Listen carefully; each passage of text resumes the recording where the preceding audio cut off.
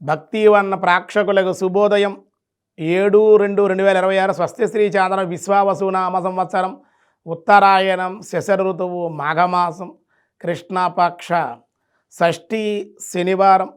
షష్ఠి తెల్లవారుజామున 3:58 వరకు, నక్షత్రం చిత్రా నక్షత్రం తెల్లవారుజామున 3:48 వరకు, వర్జం ఉదయం 10:39 12:22 వరకు, సూర్యోదయం 6:36, సూర్యాస్తమయం 5:54, అమృతగల రాత్రి 8:57 నుండి 10:39 వరకు, రాహుకాల ఉదయం 9 గంటల నుండి 10:30 వరకు, శుభ సమయం ఉదయం 7:40 నుండి 8:10 వరకు, సాయంత్రం 4:05 వరకు శుభకాలం.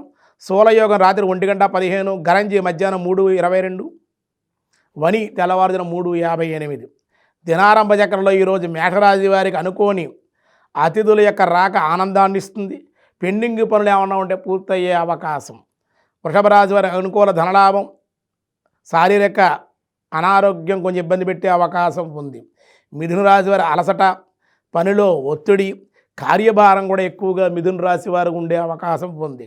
కర్కాటక రాశి గతంలో రాని ధనం ఇప్పుడు చేతికి అందుట ఆనందాన్ని ఇచ్చే అవకాశం. సింహరాశి వారి సంతానం ద్వారా శుభవార్తలు వినే అవకాశం. వృత్తి వ్యాపారాల్లో లాభాలు ఉంటాయి. కన్యారాశి వారి నూతన ఉద్యోగ లాభాలు, స్థిరాస్తులు అమ్మకాలు అనుకూలం. తులారాశి సెక్యులేషన్ అనుకూలం, అనుకోని ధనవృద్ధి, వ్యాపార లాభాలు. వృశ్చిక రాశి వారి విద్యల యందు అభివృద్ధి, కొత్త అవకాశాలు వచ్చే అవకాశం.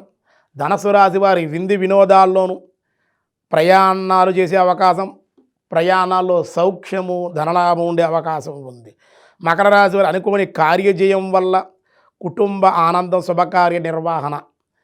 కుంభరాశి వారి కోర్టు వ్యవహారాల అనుకూలతలు, స్థిరాస్తులు కలిసి వచ్చే అవకాశం, దేవాలయ దర్శనాలు.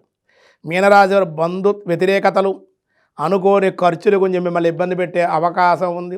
షష్ఠి శనివారం సాధారణమైన వ్యవహారాలకు అనుకూలం. శని జపాలకి, శని హోమాలకి, శనేశ్వర ఆరాధనకి మంచిది. వెంకటేశ్వర ఆలయ దర్శనం చేయడం వల్ల వెంకటేశ్వర తులసి దళాలతో, చామంతి పుష్పాలతో, మరువంతో, ధవనంతో, మల్లె పుష్పాలతో, అలా గులాబీలతోటి, స్వామిని కలువలతోటి ఆరాధన చేస్తే విశేషమైన సత్ఫలితాలు, గోవింద నామస్మరణ కూడా మీకు మేలు చేసే అవకాశం ఉంటుంది.